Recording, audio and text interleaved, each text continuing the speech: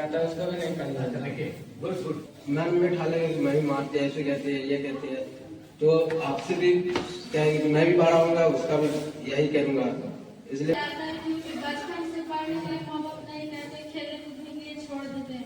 जब बड़ा होता है तो ज्यादा पढ़ने की डर आता है, हम जाएंगे तुम्हारे क्या रहता है, तो माँ बाप सोचता है कि छोटा है, और जब पढ़ने जाता है तो स्कूल वाले बच्चे लोग बोलता कि मास्टर बहुत ज्यादा मारता है, इस डर से भी नहीं पढ़ने देता, और घर रहता है तो माँ बाप भी मारता है, इस डर से बच्चा और भी नहीं पढ़ने जाता है, कहीं भाग जाता है बच्चा।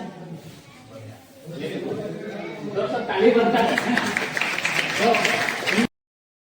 बंधन के तौर पर जानते हैं, उनका प्लानिंग के तौर पर जो एक विभाग और एक बच्चों के बीच एक नई चेतना लाने का जो प्रयास की गई है, जिसका सराहना करना और शब्दों में कम पड़ेगा। अभी हम लोग को इंटर विलेज डिबेट में हम लोग को बात करेंगे। डिबेट का मतलब थोड़ा समझा देते हैं आप लोग को। अगर आप लोग कभी न्यूज चैनल में देखते होंगे, कोई एक मुद्दा को लेके अपना अपना पक्ष को रखना। आज हम लोग का कोई एक मुद्दा दिया जाएगा, जो हमारे 10 गांव से आए हुए हैं, जो हमारे पार्टिसिपेंट हैं, जो बच्चे लोग हैं, उस मुद्दे पे हम लोग देखेंगे कि उनका क्या मत है, वो क्या सोचते हैं उसके बारे में। तो हमारा थीम होगा आज तक जो आपको ट्रेनिंग मिला हुआ है, चाहे वो बाल मजदूरी के ऊपर हो, चाहे बाल विवाह के ऊपर हो, जनरल क्वेश्चन नहीं है। आपको पहले ही बता दे रहे हैं कि जनरल क्वेश्चन नहीं है, तो ज्यादातर क्वेश्चन हमारा जो थीम है उसी के ऊपर है। तो बाल विवाह और बाल अधिकार के ऊपर ही क्वेश्चन बनाया गया है। ये हमारा बाल अधिकार के ऊपर में हम लोग को बातचीत करेंगे, ठीक है। तो हम थोड़ा सा संक्षेप में आप लोग को बताएंगे। बच्चों का 4 मौलिक अधिकार है ना, 4 मौलिक अधिकार। पहला है जीने का अधिकार, दूसरा है सुरक्षा का अधिकार, तीसरा है विकास का अधिकार, चौथा है भागीदारी का अधिकार। ये 4 अधिकार बच्चों के लिए, ठीक है। भारत सरकार का जो संविधान है, बच्चों का जो नियम कानून है, उसमें 54 आर्टिकल है। कितना आर्टिकल है? 54 आर्टिकल है, अनुच्छेद बोलते हैं। जिस अनुच्छेद में बच्चों के लिए एक अनुच्छेद में एक नीति नियम लिखा हुआ, जैसे कि राइट टू एजुकेशन 2009 में राइट टू एजुकेशन एक्ट बना गया, तो उनके लिए एक अनुच्छेद है, ठीक है। तो इसी तरह से जितना अनुच्छेद है, 54 अनुच्छेद है, ये 4 अधिकार को लेकर के वहां पे विस्तृत रूप में लिखा हुआ है कि एक अनुच्छेद उदाहरण स्वरूप राइट टू एजुकेशन एक्ट, शिक्षा का जो अधिकार है, जिसमें बच्चों को 6 साल से लेकर के 14 साल का अंदर में मुफ्त मतलब पूरी फ्री में पढ़ाई को करना है। 14 साल से कभी भी स्कूल नहीं बंद करना है। तो एक गांव से एक रिप्रेजेंटेटिव आप लोग आए है ना, एक प्रतिनिधित्व कर रहे हैं। तो अभी ये लोग से जो हम लोग बातचीत करेंगे, हम कुछ सवाल जवाब करेंगे, तो उनका दिल में जो भी जवाब है वो अपना देंगे। मेरा कहना है कोई भी जवाब दे सकता है, गलत हो सकता है, सही हो सकता है, कोई दिक्कत नहीं, वो आपका ओपिनियन है, वो आपका मत है। आप उसको कैसे मानते हैं वो आपका मत है ना। हो सकता सही नहीं भी हो, लेकिन वो आपका ओपिनियन है। प्यार से आपको वही करेगा, मारे हो पीटोगे तो मैम में ठाले मैं भी मारते हैं, ऐसे कहते हैं, ये कहते हैं, तो आपसे भी कहेंगे कि मैं भी पढ़ाऊंगा, उसका भी यही करूंगा, इसलिए मैं बच्चों को कभी नहीं फिरना चाहिए।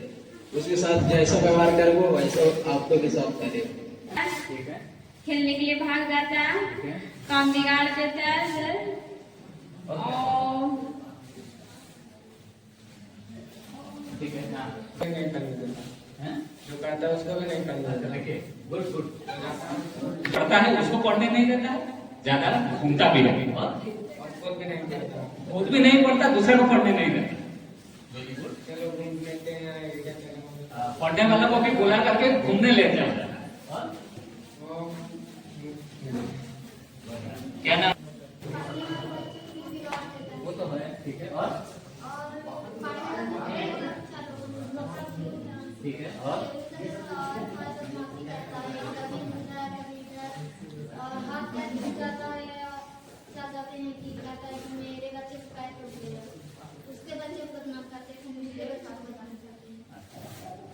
जिस बच्चा पढ़ाई नहीं करता है, स्कूल नहीं जाता है, उनका क्या क्या काम होता है गांव में, और क्या करता है? तुम बताओ क्या करता है? जैसे कि एक उदाहरण देंगे, मेरा उम्र 15 साल है। कितना साल है? 15 साल। हम पढ़ाई छोड़ के हम क्या करते हैं? बताओ। मान लीजिए आप सोच लीजिए, हम 15 साल का उम्र का एक लड़का है, हम पढ़ाई छोड़ दिया, हम क्या क्या करते हैं? हम क्या क्या करते हैं? काम करेगा। पढ़ाई तो छोड़ देगा, क्या करेगा? काम करना है। इसको क्या बोलते हैं? क्या बोलते हैं उसको? क्या बोलते हैं? बाल श्रम। क्या बोलते हैं उसको? पढ़ाई नहीं करने का एक नतीजा क्या आ जाता है? बाल श्रम में क्या हो जाता है? वो फंस जाता है। ठीक है, और आप लोग बहुत सारा बात किया, बदमाशी बन जाता है। ठीक है ना? दूसरा को भी वही रास्ता में लेने के लिए क्यों करता? ठीक है, घुमा फिरा करके हम लोग वही चर्चा में आ रहा है ना? क्यों करता? उसका मजबूरी रहता है, क्या मजबूरी है? ऐसा हो जाता है, इस वजह से वो काम परिवार को परिवार चलाता है। Yes sir. तो क्या आप लोग क्या बोलते हैं? एक कहानी बताएं, एक स्टोरी। वो बच्चा पढ़ाई छोड़ करके क्या कर रहा है? कमाई कर रहा है। क्या वो सही है? क्या लोग क्या बोलते बताओ? आप क्या बोलते? अगर माँ बाप बचपन से लेकर पढ़ाते तो कहीं ना कहीं नौकरी जॉब लग जाते तो घर का रोजगार चला सकते। हाँ, अकेला है, पापा गुजर गया है, परिवार हेल्प करने के लिए, चलाने के लिए उनको पैसा का कमाई चाहिए, पढ़ाई छोड़ करके वो बात सुनता है। क्या वो सही है ना गलत है? पहले उसके माँ पास पैसा नहीं थे, पहले कर्जा लेके उसको पढ़ाएंगे, इसलिए फिर उसको पढ़कर उसको नौकरी करना चाहिए, कमाई नहीं करना चाहिए। तो इसलिए अपने माँ बाप को नाम करना चाहिए। Very good. देखिए सिचुएशन देख लीजिए, फादर डेथ कर गया, माँ अकेली है, परिवार चलाना उसको मुश्किल हो रहा है, वो 15 साल का उम्र है, क्या कर रहा है? कमाई करने के लिए जा रहा है, पढ़ाई छोड़। क्या वो सही है ना गलत?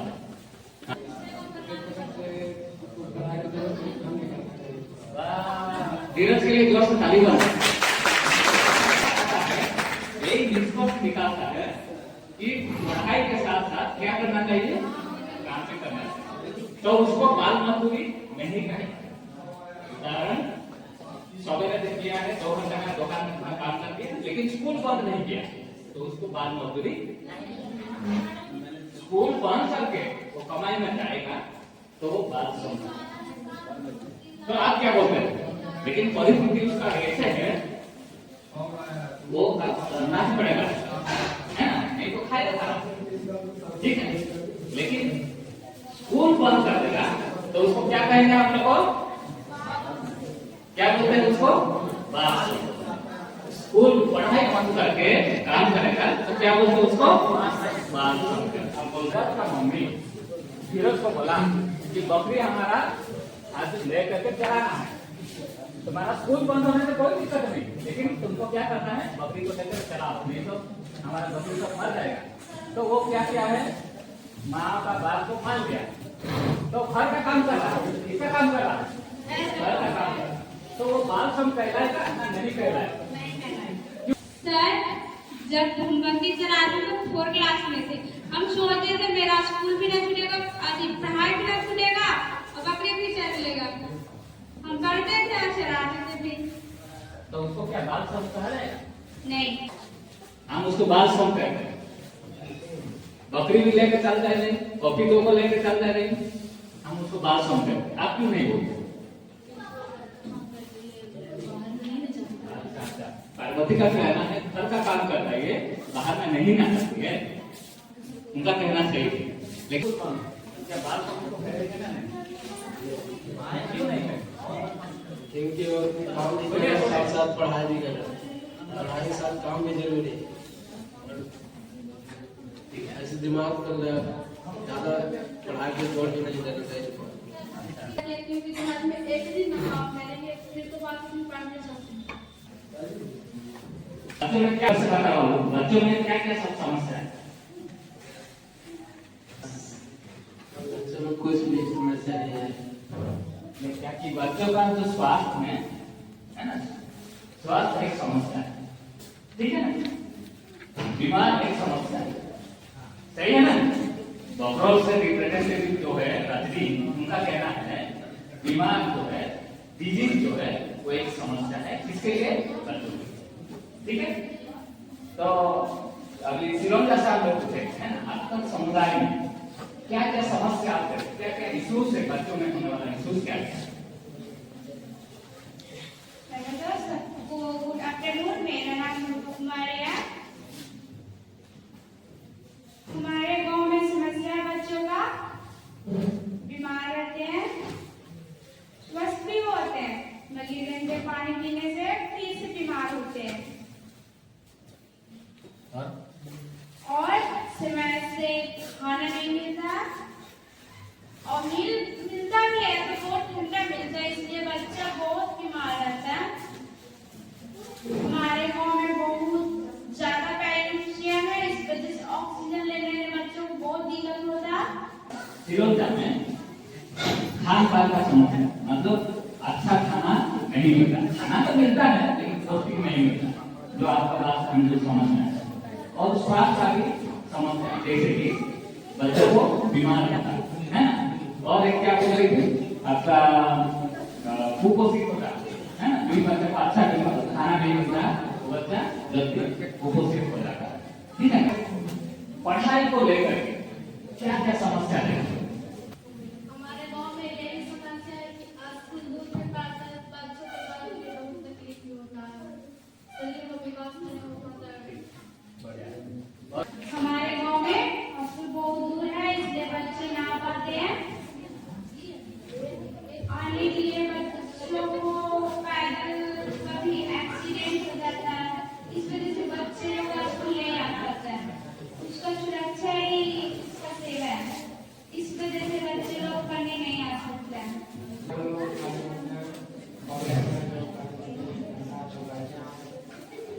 ठीक है, देखो इनका कहना है पढ़ाई का समस्या क्या है, बच्चे को पढ़ने के लिए तो बुलाते हैं, वो लोग भाग जाते हैं, इधर उधर करने जाते हैं, पढ़ने के लिए मन नहीं होता।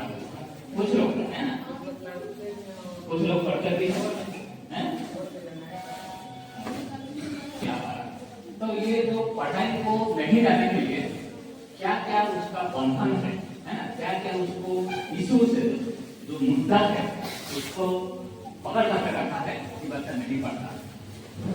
बताओ, तुम बताओ क्यों बच्चा पढ़ने नहीं आता? क्या उनको बांध कर रखा है? क्या उनको ऐसे नासात में डाल दिया है कि बच्चा नहीं पढ़ने वाला? इसलिए डरता है क्योंकि बचपन से पढ़ने के लिए माँ बाप नहीं कहते, खेलने कूदने के लिए छोड़ देते हैं। जब बड़ा होता है तो ज्यादा पढ़ने के डर आता है कि हम जाएंगे तो हमारे घर क्या है, बच्चा डरता है। पढ़ना चाहता है इसलिए नहीं पढ़ने जाता। जब छोटा रहता है तो माँ बाप सोचता है कि छोटा है, और जब पढ़ने जाता है तो स्कूल वाले बच्चे लोग बोलता है कि मास्टर बहुत ज्यादा मारता है, इस डर से भी नहीं पढ़ने जाता। और घर रहता है तो माँ बाप भी मारता है, इस डर से बच्चा और भी नहीं पढ़ने जाता है, कहीं भाग जाता है बच्चा। दोस्तों ताली बनता है तो इनका भी मान जाए तो स्कूल चल जाएगा, नहीं मानेगा तो हल्का तो मारेगा, माँ बाप है तो। क्या बाबू गाना समझाना चाहिए और माता पिता भी बच्चा पढ़ने नहीं जा रहा, क्या पिटाई चाहिए? आप लोग क्या बोलते हैं? हम बोलते हैं नो। मेरे साथ कौन बोलते हैं? नो, नहीं मानना चाहिए, ठीक है ना? तो मार के हम स्कूल भेजवा देंगे, वो बल्कि रूपा बोल रही थी, क्या बोली है? जितना भी हो समझाना है, बल्कि बच्चा को नहीं मारना चाहिए। मैं सोचता हूँ बच्चा को मारते मारते वो ठीक हो जाएगा, मेरे दिमाग में आता है। तुम्हारा सोच में क्या है?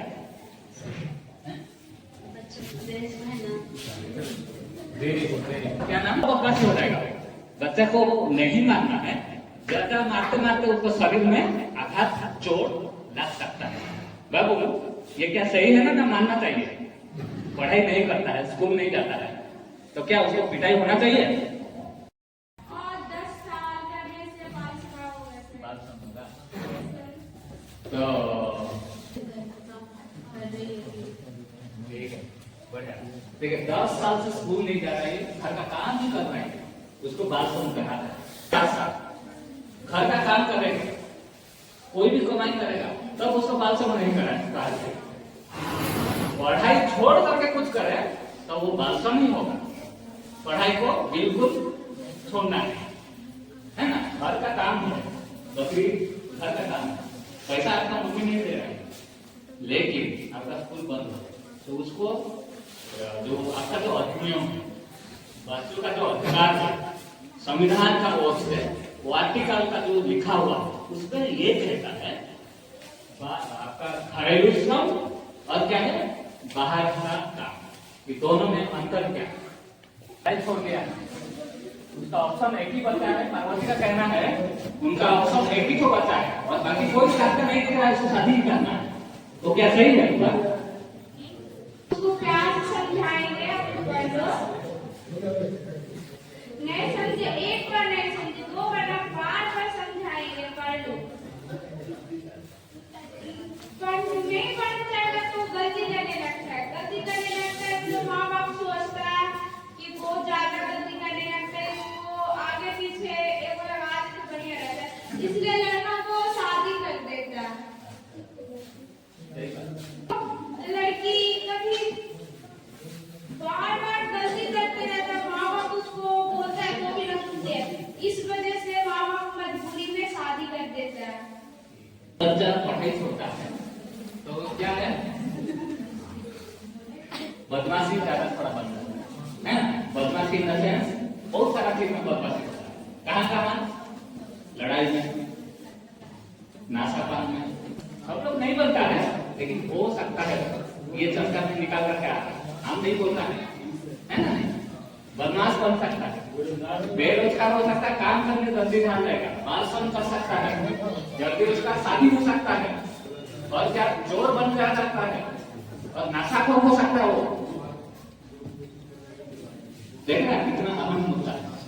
तो ये जो हम लोग जो चर्चा कर रहे हैं उसका यही निष्कर्ष निकाल करके आता है, यही नतीजा आता है कि हमको पढ़ाई क्या करना नहीं है, छोड़ना नहीं। क्या नहीं करना है? देखिए पढ़ाई छोड़ने से क्या क्या परेशानियां आ जाती है ना?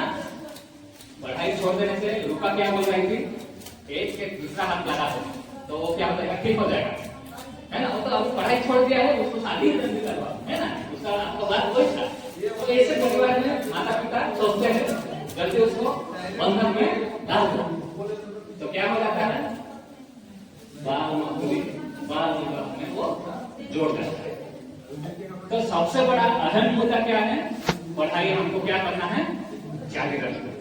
पढ़ाई जब आप छूट जाएगा तो ये सारा का समस्या बच्चों का जीवन में आ जाता है और उनके लिए उनका लाइफ में क्या क्या परेशानी रजनी वाला पढ़ाई छोड़ दी, पढ़ते तब हमको अच्छा लगता था, आगे हमको शादी भी नहीं होता, इसलिए तो सोचते रहिए क्या नुकसान होगा लाइफ में। इसका लाभ में नुकसान ये होगा कि वो जिस उम्र में पढ़ने का था अधिकता बढ़ना चाहिए था, पढ़ना चाहिए था, वही वो घर का जिम्मेवारी अब संभालने लगे, इसलिए उसका लाभ बहुत अच्छी तरह से गुजरता है।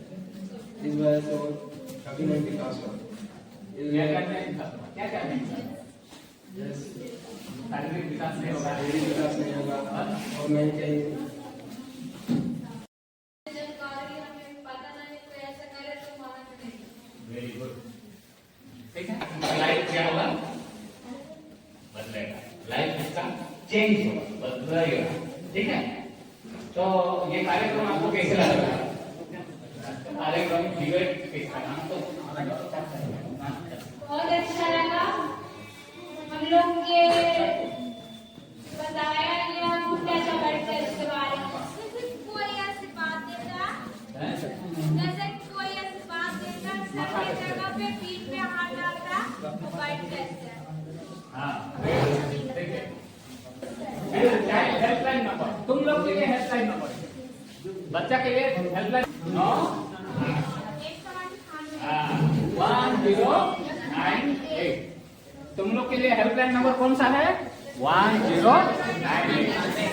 कहीं आपको अनजान आदमी बोलेगा चॉकलेट खाओ मत खाओ, अनजान आदमी बोलेगा बैग में बैठो नहीं बैठना, अनजान आदमी बोलेगा चलो नहीं चलना। एक उदाहरण देखिए, विनोद जी को नहीं जानते, मेरा स्टोरी शुरू करने में तो लंबा होता है, इसलिए आप विनोद जी को नहीं जानते। हम एक लड़की नहीं तो लड़का भी, विनोद जी बोलेगा मुझे तुम्हारा पापा बोला रहा है मेरा बाइक में बैठो, तुम्हारा पापा वहाँ इंतजार कर रहा है बाइक में बैठो, क्या हम ले जाएंगे उसका बाइक में? डिबेट ये है और जिन्हें अवार्ड मिला है ये नहीं देखना है कि मैंने फर्स्ट लाया या सेकंड प्राइज मिला। प्राइज मेरे लिए नहीं करता है कि हम थर्ड क्यों लाए और वो फर्स्ट क्यों लाए, ये है कि हम कितना बेटर कर सकते हैं। ये संस्था जो हमारे नियत पानी से चला रहे हैं, जो हमारा भारत जागृति केंद्र के बैनर की तरह चल रहा है, इसमें सबसे मुख्य पॉइंट ये है कि आपके अंदर एक ऐसा एनर्जी देना कि आप ये मत सोचना कि हम कुछ नहीं कर सकते या मैं अंग्रेजी स्कूल में नहीं पढ़ रहा हूं। जिसके हौसले बहुत बुलंद होते हैं वो किसी का मोहताज नहीं होते हैं। आपके अंदर ये बताया जा रहा है कि आप जितना अच्छा से अच्छा कर सकते हो, आपके अंदर बहुत बड़ी शक्ति है जिसको सिर्फ जगाना है। और ये नहीं सोचना है, हम लोग देखे हैं हाल ही में एक लड़की जिसके दोनों हाथ नहीं थे, लेकिन उन्हें तीरंदाजी में तीर चलाने में उन्हें बहुत बड़ा पुरस्कार मिला, उन्हें अर्जुन पुरस्कार से सम्मानित किया गया। आप समझ सकते हो कि इस तरह की लड़की के अंदर जब उनसे पूछा गया कि आपको दोनों हाथ नहीं है फिर भी आप तीरंदाजी को ही क्यों चुना, तो उनका एक ही सब था उस लड़की का कि ईश्वर ने हमारे दोनों हाथ लेकर के जो हमारे अंदर की सोच थी उसको वो बदल नहीं सके। अब बता दो कि तीर चलाने में सबसे मुख्य योगदान हाथ का होता है, लेकिन उसके हौसले थे कि हमें तीरंदाजी सीखना ही है और ऊपर वाले ने उसके दोनों हाथ ले। लेकिन ये है कि एक चैलेंज है, अगर हमें बहुत बड़ा स्कूल नहीं मिला है पढ़ने का, लेकिन जो व्यवस्था दिया जा रहा है यहाँ से और जो अच्छे बच्चे पढ़ने वाले होते हैं वो कहीं पर ही अच्छा कर सकते हैं, चाहे आगे हो सरकारी स्कूल का हो या प्राइवेट स्कूल का हो। आपके अंदर की ये सोच होनी चाहिए कि हम कितना अच्छा से अच्छा कर सकते हैं। टीचर का जो रोल है वो एक लिमिट है। टीचर आपको 2 घंटा पढ़ा रहे हैं तो सिर्फ आपको पुस्तक कर रहे हैं, एनर्जेटिक बना रहे हैं कि आप अच्छे से अच्छे और कुछ करो। टीचर का काम है सिर्फ पुस्तक, बाकी आपको नदी खुद ढूंढना है। कभी सब देखे हो कि कोई नदी का रास्ता बताता है, कोई नदी बताता है कि हमको कहाँ गिरना है, लेकिन वो खुद रास्ता तय करता है कि हमें नदी में जाना है। कोई नदी का रास्ता फिक्स है कि वो नदी समुद्र में गिरेगा, लेकिन अपना रास्ता खुद ढूंढ लेता है।